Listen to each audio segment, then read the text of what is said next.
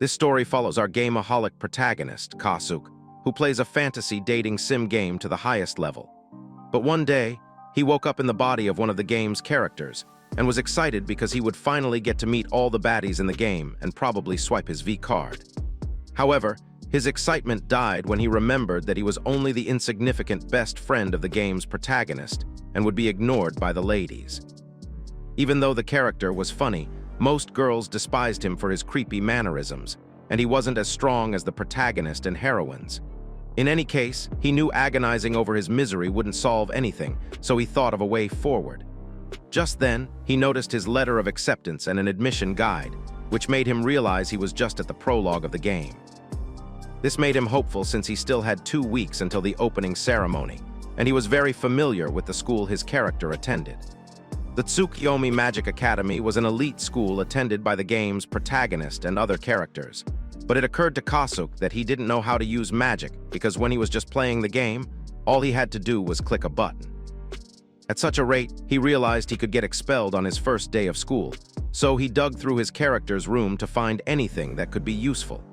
However, he found out that the guy's grades were down there with the devil, and he never paid attention in class because he spent time drawing cheeks. After searching for a while, Kasuke found a journal in which he read that his character's parents died a year ago.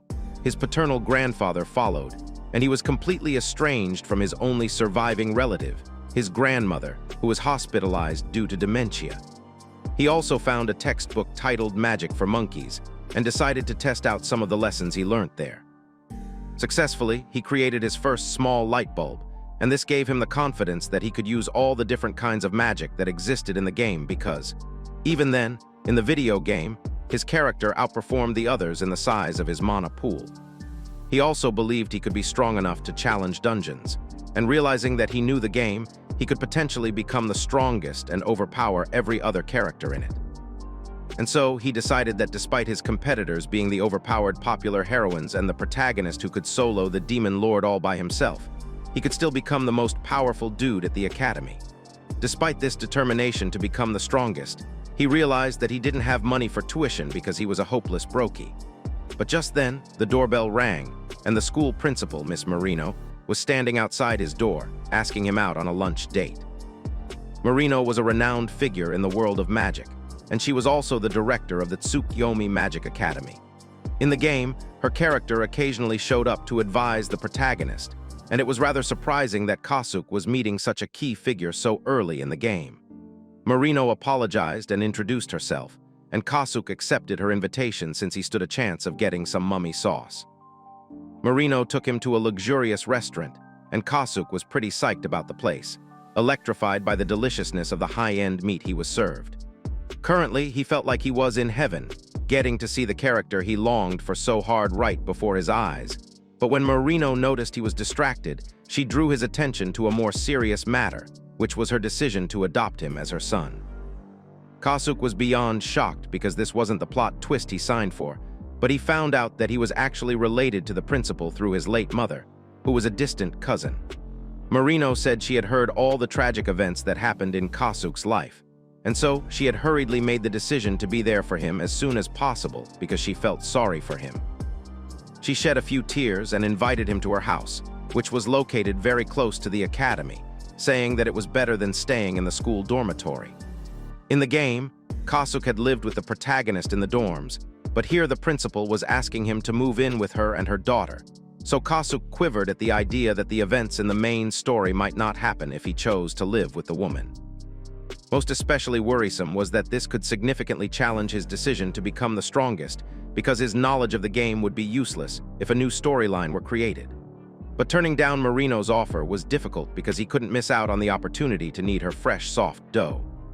Noticing his discomfort, Marino apologized for putting him on the spot and said he had enough time to decide until the deadline for dorm housing applications.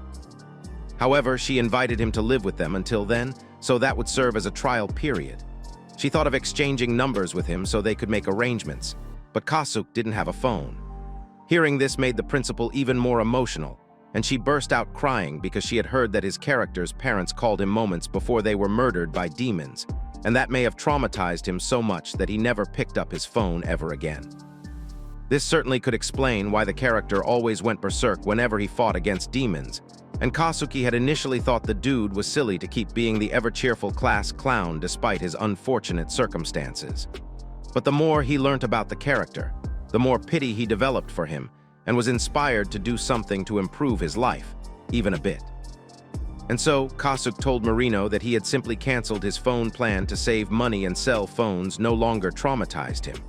In fact, he borrowed her phone to show that he had no problems at all, and her smile warmed him up.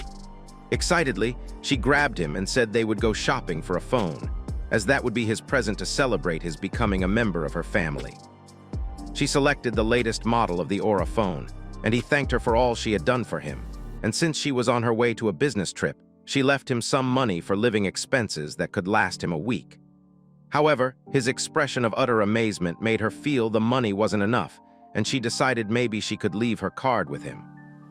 Kasuki told her that what she had given him could last him an eternity, and he realized that Marino had lost her grip on financial reality because she was just a glorified Nippo baby. When they had gone their separate ways, Kasuki realized that becoming a member of the prominent Hanamura family was such an honor because they were a great influence in the magic space, as well as financial and political spheres in many countries. In any case, he had the odds in his favor, and it would be a total waste to use his money only on living expenses, so he decided to spend it on items that would make him stronger. Unfortunately, he wasn't quite sure whether to spend them on items, weapons, or armor, and he had just 2 weeks until he would start attending the academy, but he knew different events were coming up, and he had to toughen up and test his abilities. Later, Kasuke visited a convenience store to stock up on cup ramen so he could afford the time to focus on his magic practice. In fact, he had just pulled off the beginner's spell, so he decided it was time to try a different one. In his world, magic was the flashy centerpiece of battles for every gamer, and there was a wide range of offensive magic in the game. The various spells the heroines fired off charmed all the gamers in the world, and Kasuke was one of them when he was on Earth. No matter how complex it was, he decided he would get a hold of it eventually, but he wondered what to start with in the first place. Searching through the magic textbook, he went through some beginner-level magic lessons and started by gathering his mana and focusing his mind. The result was that water came out of his finger, and at least he knew he would no longer have to pay the water bills, and his plants would be happy. However, when he tried to do more with his water magic, he realized he couldn't fire a simple water gun, and he wondered whether his bad luck with water magic would extend to fire, wind, earth, light, and dark. He tested all of them out and cried bitterly because he found out that he sucked at the basic elemental types of magic. He had hoped he would handle legendary-class offensive magic, but that was far from his reality, and he passed out on the floor, lying in defeat. He now had a huge problem because none of his magical skills were useful in combat, and clearing a dungeon with his skills would be a death wish. So becoming the strongest in the academy was just a fancy daydream. He was at least glad that the game world wasn't super dark and creepy, because he wouldn't have lasted even 10 minutes. But he just remembered that he was a relatively useful character, and most players kept him in their party, at least until around mid-game. However, his abilities were finicky because, despite his enormous potential for magic, he had zero aptitude for mission-type offensive magic. Even though that was a lost cause for him, Kasuke knew that if he used emission magic in a specific way, he could unleash his true potential. And so, he decided to put on something he had seen his character wear, which was a long, draping red stole. The stole was needed to take advantage of Kasuke's strong points, and had been created from material that allowed mana to easily float through it. Finding one was pretty difficult, so he decided to order the material himself so he could fold it up and wrap it around his neck. But he saw that the stole could cost him 2 Ferraris and a mansion in Beverly Hills, not to mention that the money Marino gave him was still not enough to buy the fabric. Eventually, he settled for a low-budget one and bought 2 pieces even while he awaited his delivery. According to the Book of Magic, there were only 2 ways to strengthen one's mana, and Kasuke had never even known about the other one, despite all his experience with the game. Much later, his fabric was delivered, and he felt like Batman, who couldn't even save his kitten from a tree, much less speak of Gotham City. Obviously, people mocked him for thinking he was a hero, so he decided to find a place where he didn't stick out like a sore thumb. He applied physical enhance on himself and ran, realizing that he literally moved like the Flash, And he also knew that getting the most out of his game character was all about utilizing the dude's giant mana pool for enhancement and enchantment magic. His primary goal was to raise his level and gain skills to build his mana pool, as there were two ways to build up one's mana. The first way was by leveling up by gathering magical particles, just as it was in the game, and the other method was by using magic until one exhausted their mana completely. At this point, Kasuk was using the stole and maintaining enchant and enhance magic as he ran, just until he used up as much of his mana as possible. By casting an enchant on his fabric, he made it as hard as iron, and he could even feel the texture when he punched it. He knew that if he raised his level, he could enchant the fabric with water, fire, and other elements soon. But so far, even after running like Usain Bolt, Kasuk's mana showed no sign of running out at all, and he couldn't believe his luck. He decided to push himself harder, using skills that made use of enchantment. So he started with some punches in the air, known as the right side third hand and left side stole skill. In the game, though, Kasuk couldn't use the third and fourth hands by default, so he wanted for now to keep adding to his training so he could learn them as soon as possible, and even as soon as he could move into the Hanamura family house. He eventually decided to put in more effort to use up his mana, but Kasuk was utterly dismayed when even after 5 hours of running non-stop, he hadn't even come close to exhausting his mana. He also knew that unless he knew the limit to his mana, he would be training haphazardly and inefficiently, and so he decided to go back to square one. Square one entailed him reading the magic book thoroughly and realizing he needed a magic tool to check his own stats, not to mention that there were even hidden stats on top of all that. Hidden stats were finally divided among overall level, constitution, magic, resistance, scout, and stealth. But a lot about it was unknown because magic wasn't a well-documented field of study despite its advancements. He decided to hear from people who actually used magic instead of just reading a book, and the only person he could ask was Marino, who was an expert among experts and had crushed an S-rank monster all by herself. But just before he could do that, he realized that asking someone who was known as the Witch of Tsukuyomi Academy for lessons was way too audacious because she was definitely super busy. So for the time being, he decided to steadily work on it, whether he failed or succeeded. Hours went by and Kasuk was hard at his grind, but he felt he was barely making any progress and realized he could only do so much on his own. Also, without the power to make use of his game knowledge, he was definitely eons of years away from becoming the strongest in the school. Coincidentally, Marino walked into him, saying she popped over because she felt a huge wave of mana, and she was proud of him because he was obviously practicing magic. He was surprised to see her, given that she was supposed to be on a business trip, but she told him she wanted to see him as soon as she could so they could spend the entire day together. Kasuk realized that this was his chance to ask her for her help with his magic training, but he instead spontaneously blurted out the words that she should be with him. Obviously, Marino misinterpreted this to be him asking her to do stuff, so she reminded him that she was Loki, his parent figure. But after some seconds of him explaining, she realized he was only asking her to be with him as he performed magic training. He thanked her for her time and said it would be such an honor, but she told him to drop the formalities because they were now family. Getting down to business, she asked him what sort of training he had been doing, and he told her that he was currently training to move his stole freely while running, at the same time, keeping his enchant going when he wasn't training. Marino was vividly shocked to find out that his mana pool could handle such training, and she was even more perplexed when he told her his mana never even drained at all, and could go for 10 hours easily, even though he wanted to keep it going for 24 full hours. Anyway, Marino was impressed that his idea to keep his mana constantly enchanted was pretty useful, and using a lot of his magic would help him increase his mana pool. So he definitely was on the right track.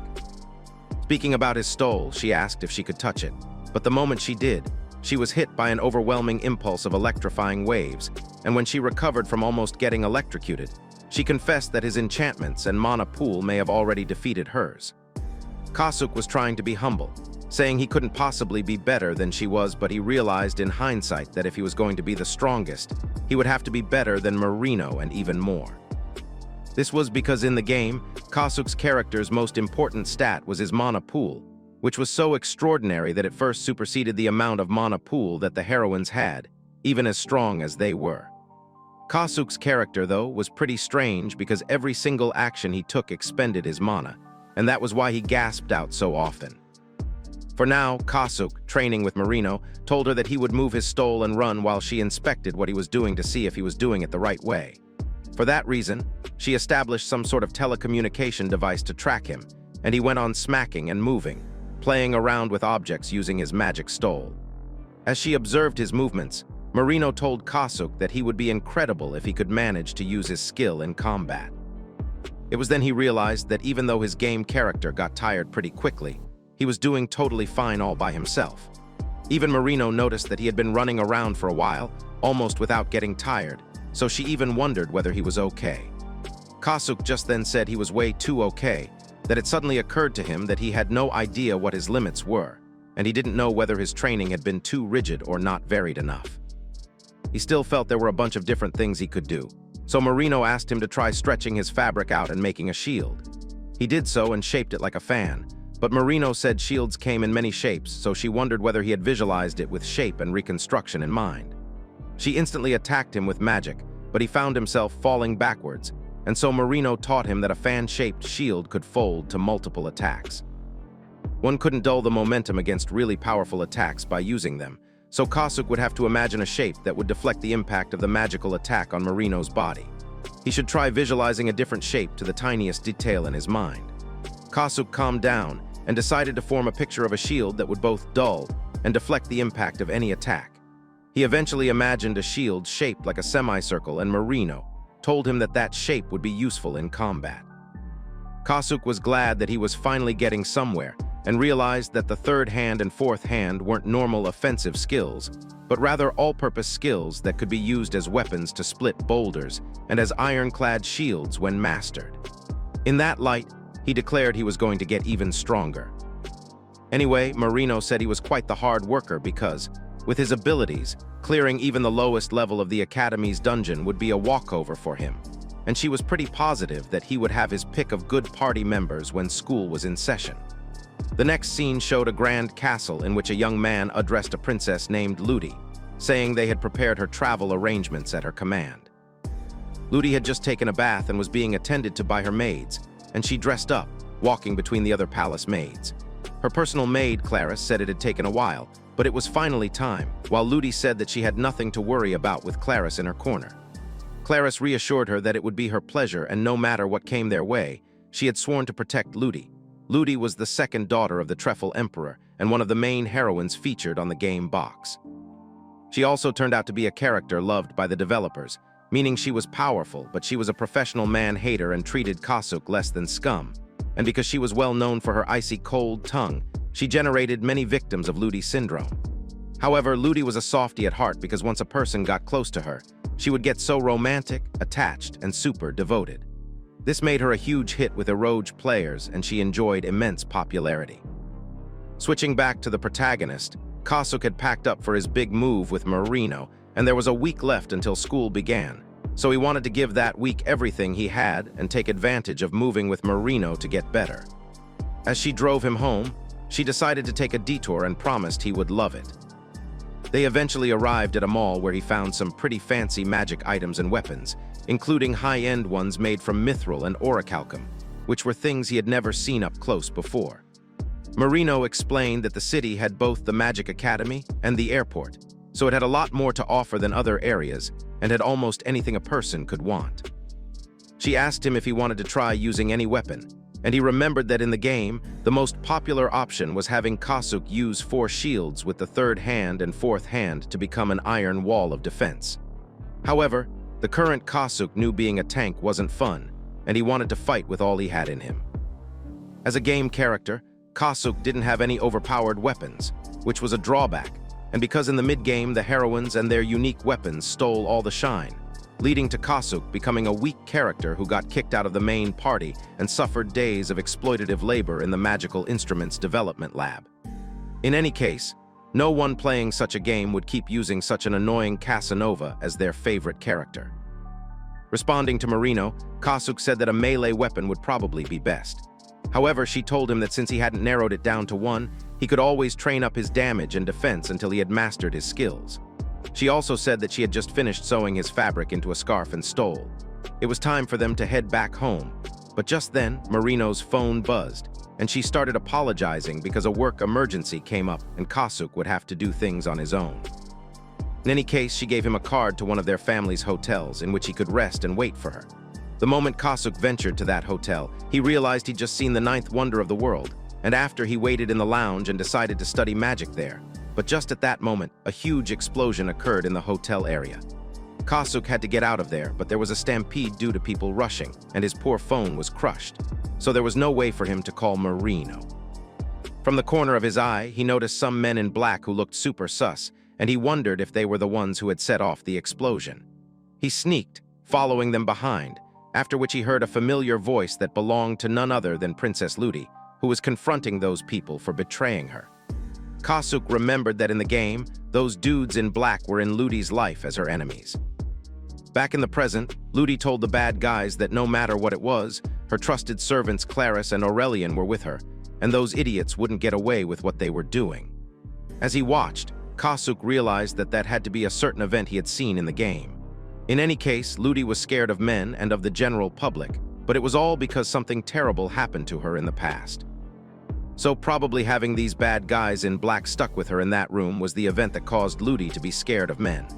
Apparently, even the developers told the gamers that Ludy had her cherry popped in the worst way possible, and that was why she never trusted people. Anyway, with all that was going on, Kasuk knew he only had second-hand information about the event, and he was pretty sure of it. One of the guys called her a dumb girl and brought out his gun, but Claris immediately took the weapon away from him while asking Aurelian to use his defense magic to protect the princess. But to her greatest shock, Aurelian instead attacked Claris at that instant, and she hit her head and bled. Ludy couldn't believe that, despite Aurelian having served the Treffel family for so many years, he could betray them like that. However, she believed he would never be so cruel, and there had to be a reason behind it, but he switched up on her, saying she was making his skin crawl because she was the same sheltered and naive princess he knew. That instant, he threw her to the ground and pinned her down while holding a gun to her head. But he changed his mind, saying that shooting her would not be any fun, so he was going to have a little bit of fun with her. As he began, the princess cried, secretly hoping someone would save her, and the gods listened to her, sending none other than Kasuk, who, wrapped in his stole, had rounded up all the dudes there. Aurelian could tell that Kasuk was using enhanced magic, but before he could do anything, Kasuk wrapped Ludy and Claris in his cloak. He promised Claris and Ludy that he wasn't going to hurt her.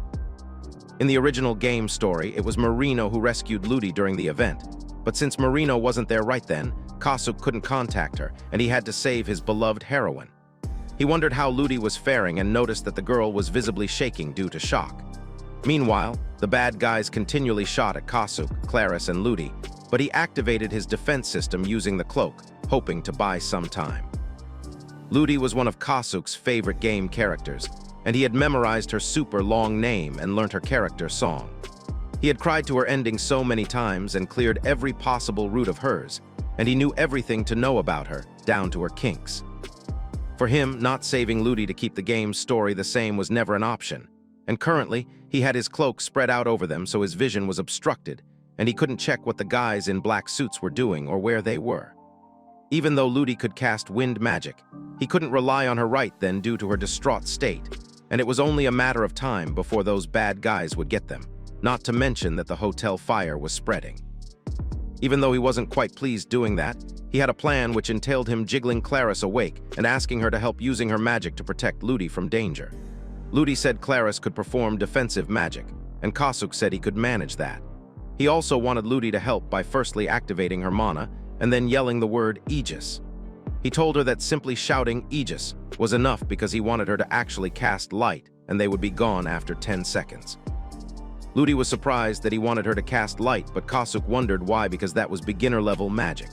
In any case, as the guys shot at them and Kasuk countered, while Claris simultaneously chanted defense magic spells, the countdown eventually came to an end, and Kasuk's cloak was split in the middle.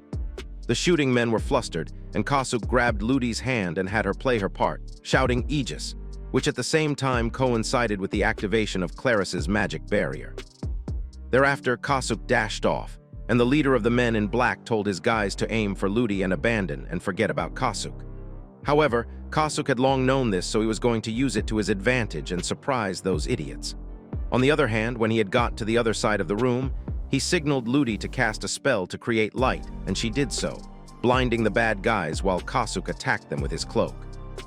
From behind, Aurelian attempted a magical attack on Kasuke, but he rounded the idiots up and dragged them away while using his enchanted magic to harden a piece of cloth, bundle those fools back into a round ball and tighten the knot. Now that the bad guys were safely tucked away, they were safe for that moment, and Ludy was impressed that Kasuke had taken those guys out all by himself. She thanked him for coming to her rescue, but he said he only did what anyone else would have. It was just then that his eyes landed on a precious sight, the almighty plot armor. Ludy became flustered because she had only just noticed it then, and then Claris warned Kasuke to take his eyes off. He wondered what to cover her up with and tried to remove his cloak and wrap her with it, but somehow that ended in a massive disaster, and he ended up falling with both girls, as one of his hands was on Ludy's melons while the other grabbed Claris's rice cakes. He felt like he was holding custard pudding of varying degrees of softness, but the moment he realized what had happened, he instantly took off while Claris and Ludy called him all sorts of names. Later that night, Marino eventually showed up and apologized for getting there late. She said she had heard about the terror attack at the hotel and was glad that he was all right. However, she chastised him for acting recklessly and told him not to do that anymore, but she praised him for his brilliant effort to rescue the daughter of the Treffle Emperor, who was planning to enroll at their school, specifically in Kasuke's class. Kasuke feigned surprise even though he knew that all along, but he really was surprised this time when he heard that Ludy and Claris wanted to properly introduce themselves to Kasuke. He was immediately terrified, hoping the girls wouldn't make him pay for what he did to them, but Ludy only introduced herself with her full name as they both bowed to thank Kasuke for saving their lives. However, Kasuke felt he should have been the one to apologize after the outrageous thing he did, but Ludy believed that what he had done was an accident and wasn't intentional. Even though that was terrifying, Kasuke found her cute and Claris presented him with a letter of gratitude written by the king. On a more serious note, Ludy shared that there was another issue she had to discuss with Kasuke, and her maid spoke for her, saying that the recent incident was planned by a group of their kingdom's compatriots, along with the Church of the Malevolent Lord, meaning things wouldn't end just yet because they hadn't found one of the perpetrators, and it meant the academy Ludy was attending was also in danger. Apparently, there was a rumor that the bad guys had already dispatched a spy to the academy, and because the church had always kept a watchful eye on the Hanamura family, Kasuke would be a target. He asked why him out of everyone else, and Claris said it was because he saved Princess Ludy, which meant he would likely be considered an obstacle to their plans. Anyway, they owed him their lives, and Ludy said that in any emergency, while she protected the princess, she would equally protect Kasuke. However, if she was forced to divide her fighting strength, she couldn't guarantee that she would protect them both, and they didn't know what tactics the enemy would employ. In that case, Marino thought deeply and suggested that Ludy should just move in with them, because that was the best way to protect both of them at the same time. Claris was glad, saying she trusted that Marino was capable of protecting Ludy and Kasuke until she was more than reassured. Glad that she would also be there with Hatsumi, Marino's daughter, who had taught her a bit of magic. After a while, Ludy said she had gotten in touch with her dad and he gave the go-ahead for Marino to help his daughter, and then the princess said they would be joining Marino and Kasuke a few days prior to school starting. Kasuke, on the other hand, thought about the game because in that game, Ludy appeared later in the game, meaning the incident was why she arrived later, and at that rate they could start school together. Marino told all three of them to make sure they got along, but warned them against doing anything nasty. Of course, Kasuke was pretty excited to live with Ludy and her maid as well, but at this point, he had no clue how much of this current plot was a result of the things he had changed in his reality from the game. Now, even before the start of the game, major characters and main heroines were busy popping on every corner, and scenarios and plot details were showing up that Kasuke had never known about. This made him realize that if he got lucky, then he might get the chance to meet the other heroines too. Now, a little gist about Isekai'd protagonists. First off, they usually cared to get closer to the bodies, while the players worried about money and people. Store-exclusive bonuses were super important when buying Isekai'd, even when a person had played the game or not. They still had to choose the heroine they liked the most. The character won in the demo wouldn't always be one's favorite in the full game, and sometimes a person could land a huge landmine, and the trauma would keep them from doing any other heroine's route. Such games, however, were usually god-tier games. Anyway, Iroge usually had characters burdened with various circumstances, and Kasuke was one such example. He had a complex backstory, a unique ability, and weird personal relationships with a new family. The moment he set his eyes on Hatsumi, he was already losing all forms of control because she was drop-dead gorgeous and her goodie bags were drop-dead in his face. He awkwardly introduced himself and said he looked forward to living together with her, but Hatsumi was rather quiet and gave little to no reaction. Even in the game, Kasuke, who was an energetic goof, couldn't get down easily with Hatsumi because she was so quiet.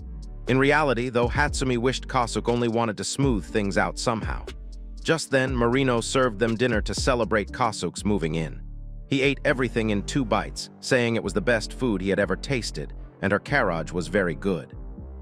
Apparently, that was the meat of a blood-horned rabbit, which was a monster that Kasuke had seen in the game. Anyway, while they chatted, Marino said she had already told her daughter about Kasuke's current situation and advised the girl to be nice to Kasuke, because he was a real hard worker, always training on his daily magic, studying and always learning. Hatsumi was curious and asked why Kasuke was putting so much effort into magic training, and so he shared that he wanted to hone his magic as much as possible before school started and was going to do everything within his power to get better. Marino urged him, saying that their house had a library with a variety of magic tomes, along with research labs and facilities for enchanting.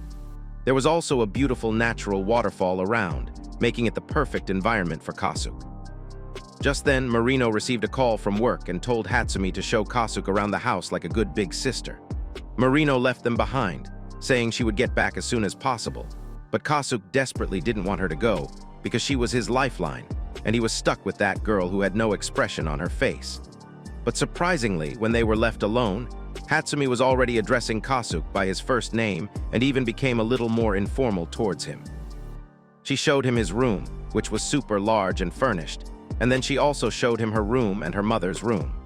Immediately, Kasuke was so excited that he couldn't hide his expression, and Hatsumi asked him whether he was into cougars, because even though her mom was beautiful, she could easily be mistaken for a student with her looks. However, Marino was way older than Kasuke, and Hatsumi wondered whether he wanted to stand a chance of becoming her daddy. He told her that was some cultured people stuff, although Marino was totally his type though. Apparently in the game, Marino's husband was murdered, and Hatsumi ended up continuing her father's unfinished research. Eventually, the protagonist of the game, Ori, would learn this slightly unique spell from Hatsumi, but that was still some moments away from happening. Now, although Kasuke was the best friend character, he didn't want to lose Ori, his best friend. The hotel incident made a few things clear to him, which were that first, he had to do something about his weakness, which was for his cloak was transparent. He also wanted to learn long-range attacks, so he would do all this by making the best of his stay at the Hanamura household. Enthusiastically, he asked Hatsumi to lend him a book on special magic, but she outrightly said no. He was being more stiff with him compared to her mother, and she didn't like it. However, Kasuke explained that Marino had basically ordered him to stop being formal with her, and so Hatsumi told him not to be formal with her either and to be more affectionate, addressing her as his older sister. He acknowledged that calling her that was a bit embarrassing, so he only added Nick-san to her name, and she told him to stick to that. Eventually, she led him to the library, and Kasuke wondered whether he had walked into the world's bookshop, because the library was super huge. Hatsumi permitted him to read any book he desired, and he went immediately to search for books on special magic. But Hatsumi selected a specific one for him and said he could ask her any question if he was lost. He asked her what school life was like, since she had attended the Tsukuyomi Magic Academy, so she shared that she actually never had any friends, although there were lots of incredible people. In any case, the academy was the best place for him if he was pursuing academics and strength. This was because in the academy, the higher a student raised their class rank, the wider the variety of classes that became available to that student. Not to mention that top students had access to additional classes, and one could learn high-rank attack spells and other types of magic there. Kasuke shared that he would be pretty excited to have those classes, even though it would be hard for him, but Hatsumi offered to teach him, saying she was good at magic. However, he told her that even though it was great to get lessons from a teacher, his body wasn't great at using magic. Kasuke knew that even if he learnt high-rank magic, he couldn't expect it to be powerful, and training involving dungeon crawling was much better suited for him. Whenever school was in session, their classes would focus on physical fitness, such as mana strengthening and long-range countermeasures, which were things that Kyusuke was doing every day. But by living with the Hanamuras, he could learn magic from the beautiful mother and daughter duo, and there weren't annoying curfews for using the facilities like the in-game dorm. Just then, he remembered that Marino had mentioned that there was a waterfall nearby, so he asked for permission to go check it out, and said he would be back in the evening. As he ran excitedly, he remembered that in the game, there was someone who was to take him to the waterfall in order to unlock it. But since he was still in the game's prologue, he wasn't quite sure if she was there. He was excited because he had painstakingly built her character and rarely took her out of the fight, no matter how disadvantaged she was. And it was that very girl he had defeated multiple powerful bosses with because she was the most dependable. So, as Kyusuke had suspected, the lady, Yuki, was present and practicing her sword game. She was enthralling to watch, and Kyusuke literally couldn't keep his mouth closed because he was in awe. He realized his eyes couldn't follow the movements of her sword, and also that her in-game character didn't do justice to her real fighting ability. Kyusuke wondered what he had to do in order to swing a weapon that fast, and he wondered how Yuki could even do that. For Kyusuke, combating that level of speed and making a move before his opponent could matter to him. So he suspected that perhaps if he trained himself to reflexively respond to such speed with his fabric, he could achieve the speed he wanted. In any case, he decided he would do just that while training his eyes too, also he could get stronger. Moments into the evening, Kyusuke had trained and wanted to do some more, but since it was nightfall already, he decided to head back home. As he did, he took off his clothes, prepared to hop in the shower, but accidentally bumped into Hatsumi taking her shower. They were both freaked out, and Kyusuke turned to leave, but he accidentally slipped and fell, and Hatsumi was dragged along with him in such a way that when Marino walked in, she saw how experienced her daughter was at riding horses. She told Kyusuke that he was moving pretty fast, but he tried to explain that it wasn't what it looked like. By then, Hatsumi had had enough of him and took a bowl, which she banged his head with. Eventually, he bowed and apologized seriously to Hatsumi, while Marino said she was glad they had both opened up to each other. The next day, Marino woke Kyusuke up with the best view ever and called him a good boy for getting up so early. Apparently, her daughter never got up unless she went in to wake her up. Kyusuke said he would go out for a run and then return for breakfast. He did his usual training in the quiet and was excited by the growth he experienced and the fact that he could train without worrying about anyone watching him. In this way, he wanted to learn the right skills and particularly gain the overpowered skill known as Mind's Eye. This skill increases one's dodge chance and crit rate, including a 30% chance to dodge all attacks. In the game, the Mind's Eye was described as a player using their inner eye to know enemy locations and the moves they made. The skill could fix the visibility issue when using a stone wall. Typically, the best and easiest way to obtain the Mind's Eye skill was to have Yuki teach it to one because she possessed that skill by default. However, when he ran to the springs hoping to find her there, Yuki was nowhere to be seen. Surprisingly, though, she showed up behind him, greeted him, and commented on how hard he was working. She introduced herself to him as a student at the Magic Academy. And obviously, Kyusuke was shocked because he couldn't believe he was talking to her face to face. Yuki asked if something was wrong, but he said there was nothing at all. And he introduced himself, saying he would be enrolled at the academy later that year and pretty soon. Yuki said that seeing Kyusuke there, he had to be related to the principal in some way, and then she said she had to apologize to him because she had noticed his presence there and knew that was his running route, so she must probably be ruining the view for Kyusuke. However, she asked that if she wasn't that much of an eyesore, she would love to keep using the area. However, Kyusuke said that, on the contrary, seeing her train fired him up.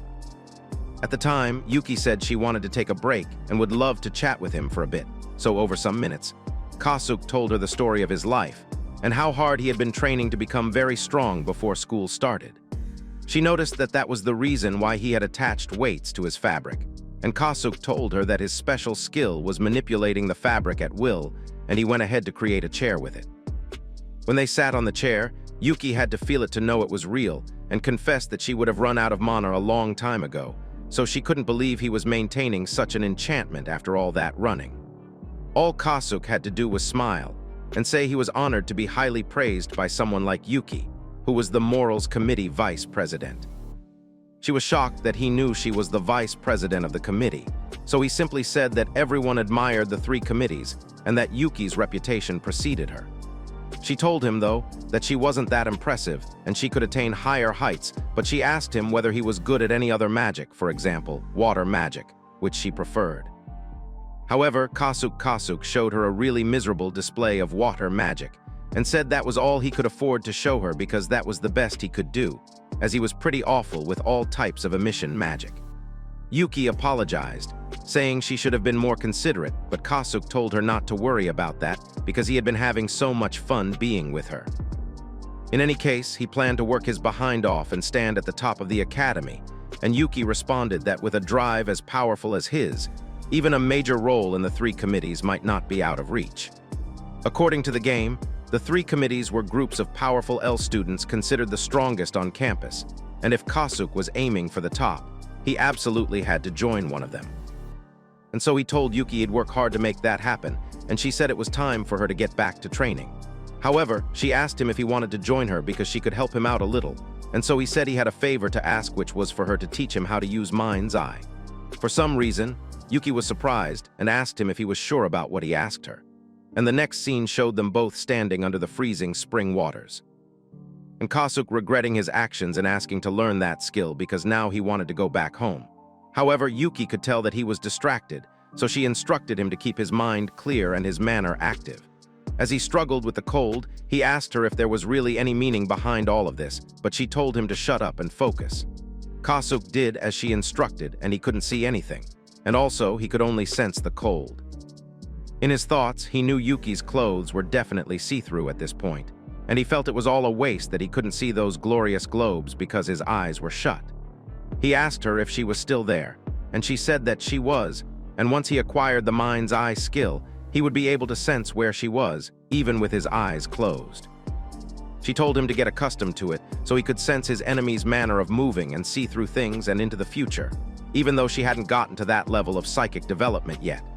She told him to sharpen his senses and experience his manner, feeling it with his 7th sense, which was known as the mana detection organ. Soon, Kasuk was about to give up because he could no longer bear the cold, but Yuki wasn't having any of it and told him to focus anyway. After a whole hour had passed, Yuki was disappointed because he hadn't acquired that skill. However, Yuki told him not to misunderstand things because one could not acquire a skill overnight, and since he still had time before school resumed, he only had to be patient and keep making progress. She also promised to work with him until he got the skill, because it was part of her own training, as her father had told her he could sense emotions. Mastering Mind's Eye would even change the sensation one received when touching their target, which was why Yuki also wanted to attain that level as fast as possible. In the game, it took 3 turns to finish learning Mind's Eye, which translated into a few days in real time. With Yuki as his tutor, Kasuk felt things would definitely work out in good time. When he returned home, he noticed that his magic fabric had gotten filthy, and he should have bought more instead of being a cheapskate, because now there was no telling when he would get the other one back. It was time for him to shower, and this time he knocked and confirmed if anyone was in the bath, because only rogue protagonists and hopeless fools would sneak peeks into the bath repeatedly. Later, Marino fixed a delicious breakfast and asked Kasuk to help her wake up Hatsumi, but he wondered whether it was okay for him to just barge into her room.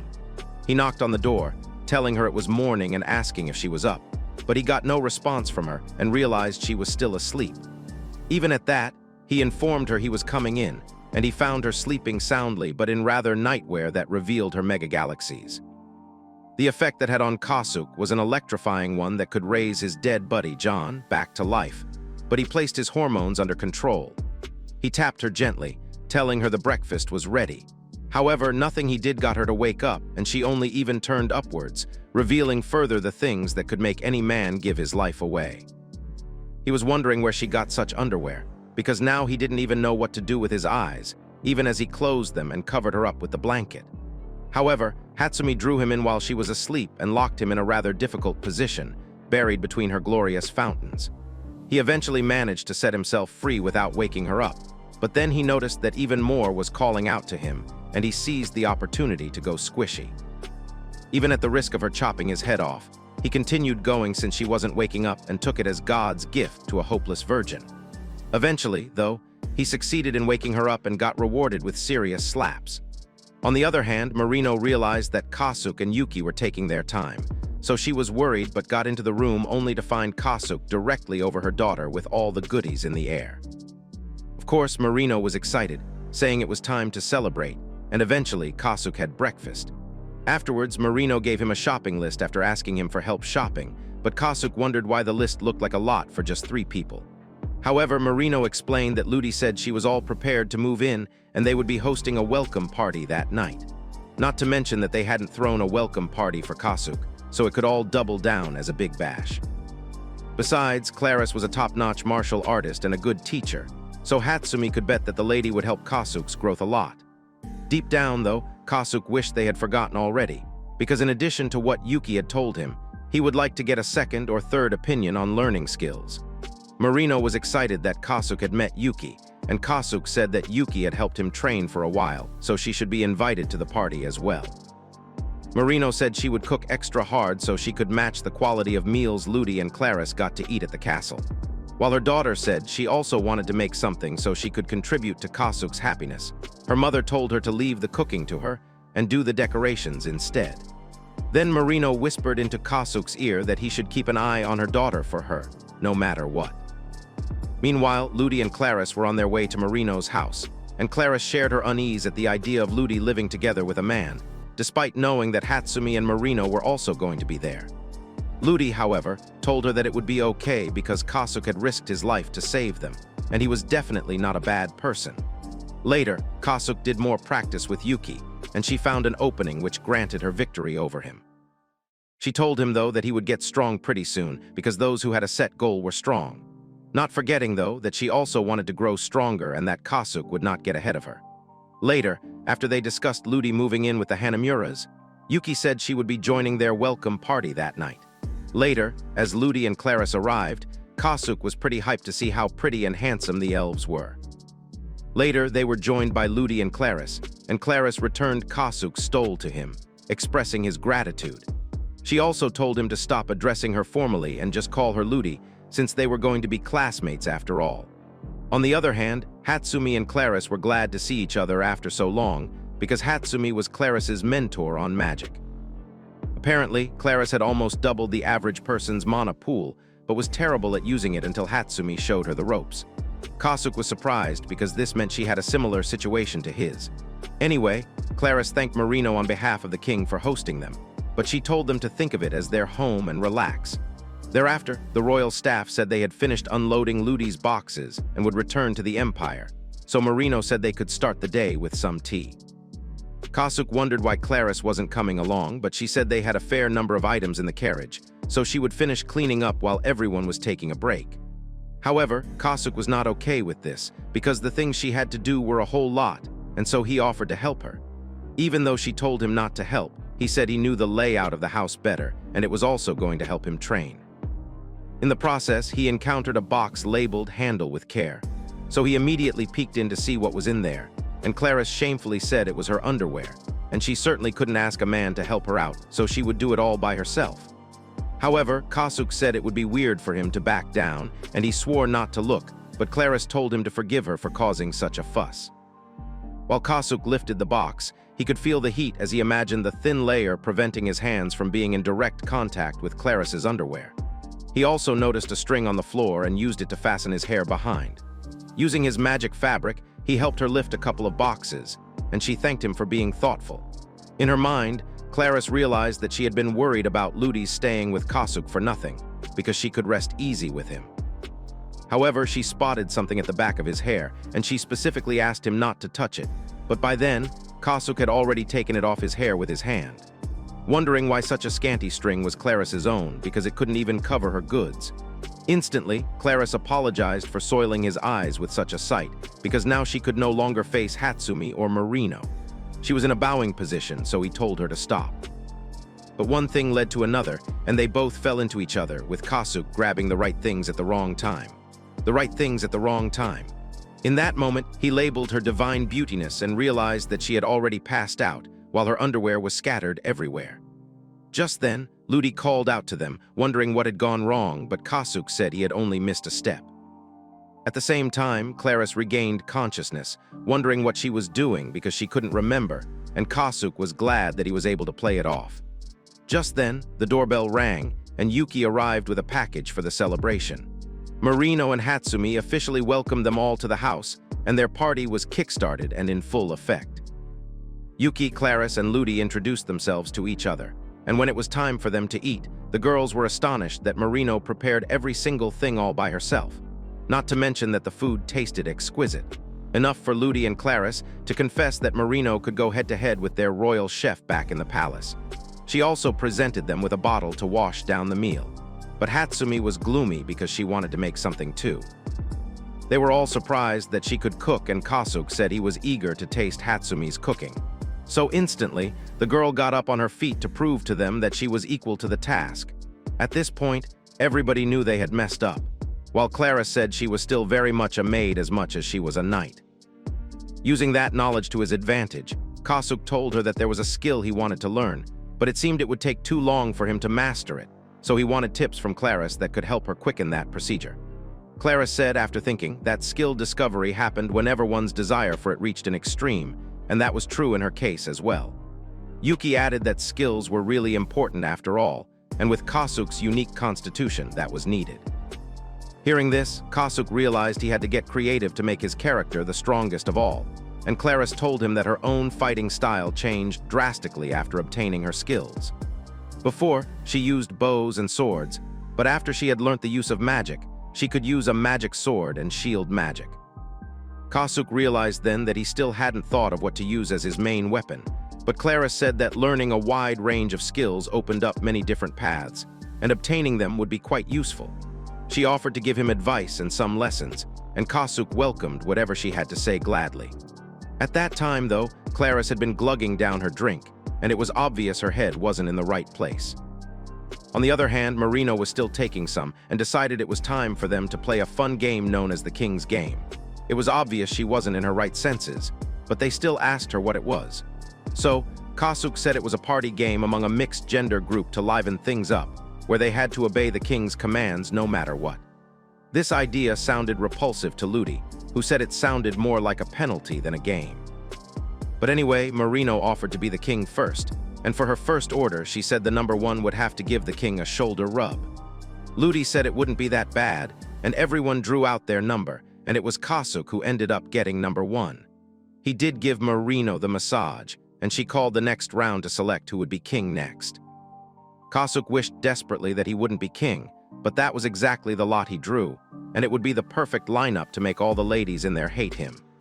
Marino told him to make the game exciting, so he decided to follow the standard procedure, and then he said that number 3 had to strip. But before he could even say it, it was obvious that number 3 was Ludy, and Claris insisted that she would be the one to strip on Ludy's behalf, doing whatever she had to do all for her. However, because Claris knew she was also a girl, she was pretty shy, so she had to drink up some more. Yuki and Ludy realized then that Claris really needed to get sober, but before they could do anything, she had taken everything off her body and told Kasuke to spar with her, using his weapon of destruction. Kasuke wasn't going to miss out on a good time and free milk, so he had a feast with all the soft things he found. Obviously, things didn't end well for him when the princess returned with the sober-up drink. Later that night, both Claris and Marino had become sober and apologized for their misbehavior because what they drank was pretty strong. Marino asked Yuki to spend the night with them, but she decided to head home even though it was late, and Marino offered her a room if she ever wanted to move in because they had a lot of empty rooms. Kasuke offered to walk Yuki home, while Ludy and Claris decided to start cleaning up.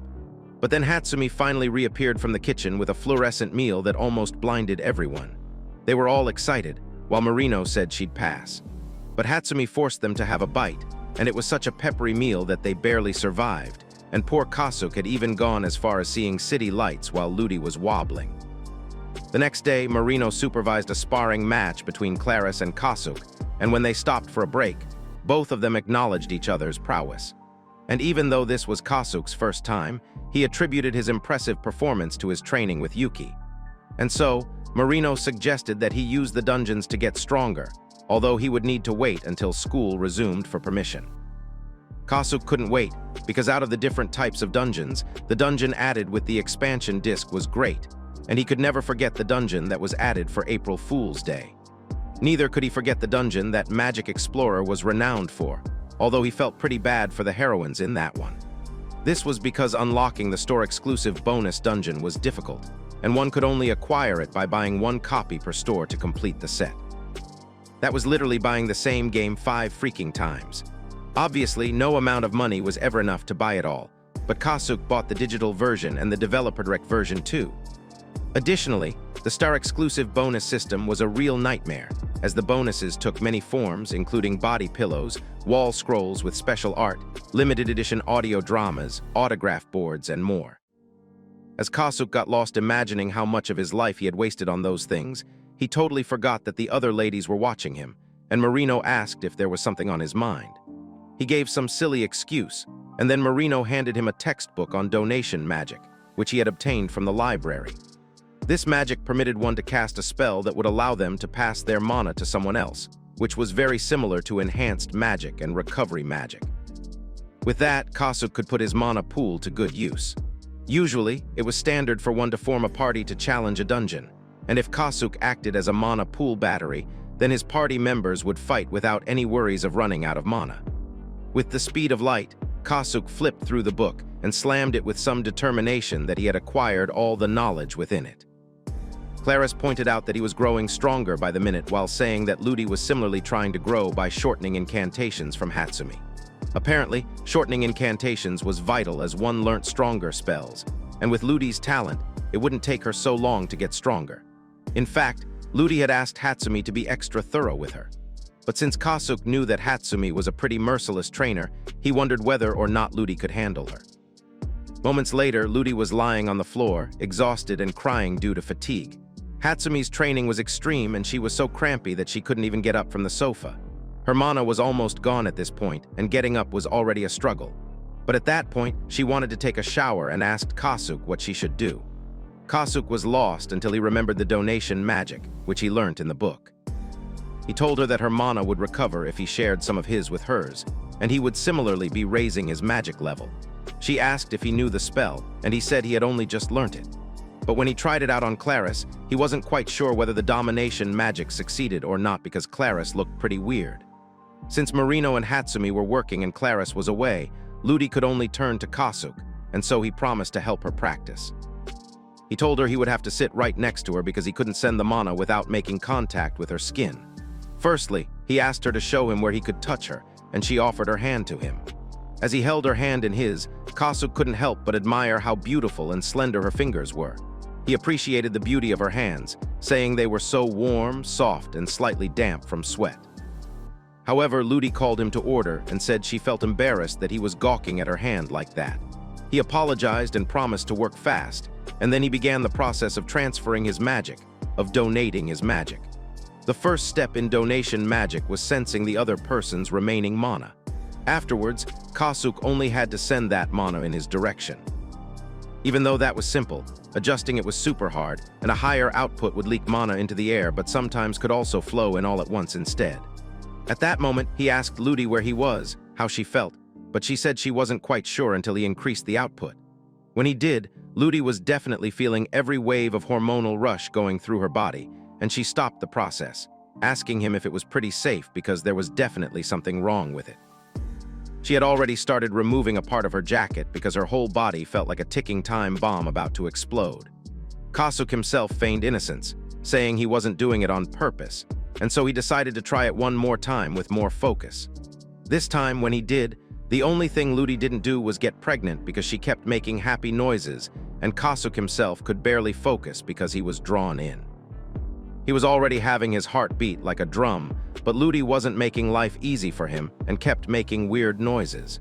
She confessed that she felt she had been stripped of everything, and her sensitive spots were being tickled non-stop. Anyway, he told her to bear with it for his sake, and if he could stay focused, things would likely work out, and since she had already recovered, there was just a little more until she was completely recovered, and he was also close to leveling up, so he would make it as easy on her as he could. Ludy was obviously moved, and she complied with him, promising that she wouldn't be worried. Even though the electrifying impulses happened again, Ludy tried her best to keep herself in one piece. Kasuk could tell she was really struggling and said he would drop right away if she needed him to, but the girl kept doing the right thing, so everything would be over. Eventually, It seemed she had figured out the trick to endure it and felt that she should be able to hold out until the end. Kasuke wondered what was going on because she had suddenly calmed down, and he wondered whether the method was not effective, so he decided to go all at once. Before Ludy could stop him, she could no longer. He had done what he had in his mind, and she couldn't pull herself together, so she sang joyfully again for him and grabbed him. Her body was soaked in sweat, and in that compromising position, Kasuke knew his sausage was about to be fried. In any case, Ludy found a way to draw very close to him, saying that for that magic to work, more skin contact was needed to grant them better means of conductivity. Kasuke felt his hand moving out of his own control and directing itself towards her instant noodles. As such, he gave her an apology in advance, saying he was too excited to control himself. In the end, Kasuke had leveled up and Ludy had fully recovered her mana. After the whole saga was over, Ludy confessed she felt she had regained her power, but the feeling was horrible, and as an apology, Kasuke presented her with a cup of ramen noodles. She enjoyed her delicious ramen and said she now loved it as much as she did ice cream. Kasuke said that eating ramen at a restaurant was delicious, and there was one restaurant in the shopping district with a great reputation, so delicious that Ludy would want to eat it every day. Without hesitation, Ludy said that he should take her to that place because she was desperate to try it. Kasuke knew that Ludy was worried about the evil cult, and according to the game, the problems would only happen after admission, so nothing would happen until then. Besides, there was also the self-defense device made by Marino, so he first alerted Marino and the others that they would be headed out, and then they happily waltzed out, with Ludy being the most excited of them all. Arriving at the shopping district, they found that it was very lively and Ludy was completely disguised and unrecognizable. This was because she knew her fame required her to be careful, and so her disguise was doing its job. However, people still noticed how beautiful she was when she revealed her lower face even for a second, and they were all whispering about how beautiful she was, wondering whether she was a model. Raskasuke felt nervous but was enjoying all of it. But then they came for him, verbally tearing him down and his sad fashion sense. They decided to get out of there already into the convenience store, and Ludy felt like she was in heaven because it was so beautiful. And there were all sorts of things there, ranging from candies to slippers. Ludy was confused at this point because she didn't know what to buy, but she soon decided that she would just get ramen, specifically the one Kasuke gave to her. When they were done shopping, Ludy was bragging that her disguise was flawless. However, Yuki spotted them both instantly and could tell that it was Ludy because her elegance was pronounced. She told them that if they were out there shopping, that spot was not a great place for secret business because, as they could hear, so many people were wondering about Ludy, whether she was a celebrity and all of that. Quickly, Kasuke grabbed her so they could exit that vicinity, and he took her to the ramen restaurant where they were served the delicious ramen Ludy so craved. She had unfortunately only seen it in books until that very day and couldn't wait to eat it. But with the very first bite, Ludy was transported to another planet, and she said the noodles were in perfect harmony with the soup. Kasuke also told her to try the seasoned eggs because they were also delicious, and she actually did, and she had tears of joy because of how delicious, how delectable the meal was. Thereafter, Takuma gave her fried rice, and Ludy asked for more until she was satisfied. She then thanked him, saying it had been a while since she had had so much fun, especially with the ramen, which was a total shock. Kasuke told her that there was so much more for her to see, and he promised that they would be back to visit that district again. Later, Hatsuki stepped out of the bathroom, saying she had called Ludy for her turn, but she didn't answer the call. Marino asked Kasuke if he wanted to go ahead and bathe, but he said he had a really bad feeling about things. He confirmed first that Ludy wasn't around, and then he settled into the bath, glad that after a long day, he had done so much, such as transferring magic to Ludy and going shopping with her. However, he wondered and realized that the only new thing he didn't do was awaken the mind's eye. The mind's eye manifested only when one truly wished to see something from the depths of their heart, and it wasn't something they could learn overnight. He tried hard to imagine something he deeply desired so he could awaken the mind's eye, and he realized he had lots of examples of such. For example, Ludy being super hot in the morning gave him such an incredible sight that he tried to imagine just how crazy it would have been if he had continued. He tried hard to visualize that and found his hands grabbing all the grabbables, but he reminded himself that he was a gentle man, and even in his imagination, he would never disrespect a woman. But just then, he saw that Ludy was standing right in front of him and taking off her underwear as she prepared to take a quick shower. There was just a door separating the two of them, and Kasuk knew that he could finally get his cherry popped if he opened that door. But he was torn between doing the naughty thing and being a good guy. Deep down, though, he wished he had Mind's Eye because he could definitely see through the foggy glass and through Ludy's body. Kasuk was desperate at this point to see and didn't mind whatever it would take for that to happen. To his utmost surprise, Kasuk realized that he could finally see Ludy, and they both had an awkward moment. Apparently, even in the game's consumer version, there were sensor shapes with lights and mysterious clues, but now that Kasuk had activated the Mind's Eye, he could see simply by looking. To his greatest surprise, though, he wasn't really seeing anything, and a quick slap from Ludy brought him back to his senses. He had passed out and woke up much later to find Ludy and the other girls around, while Ludy apologized that she could not control her strength because he was peeking at her in the bathroom. Luckily, Kasuk got away because Ludy was in a towel, and that meant that her completely plotless body, which he saw, had been due to the awakening of the Mind's ability. The next day, he informed Yuki that he had awakened the Mind's Eye, and Yuki was surprised, although Kasuk didn't want to tell her the truth. However, he told her that it was all thanks to her, but his real fight had started right then, so he could work hard towards his next goal. Kasuk could not wait to be the strongest in a school full of strong people, dungeons, and impossible challenges, and so he was going to put his very best into achieving that dream. When the protagonist shows up, will Kasuk still be his best friend, or will they be rivals? If you're eager to find out in Part 2, type Big Baddie Giles in the comment section. Give a thumbs up if you enjoyed the video and subscribe to the channel for similar content. As always, thanks for watching.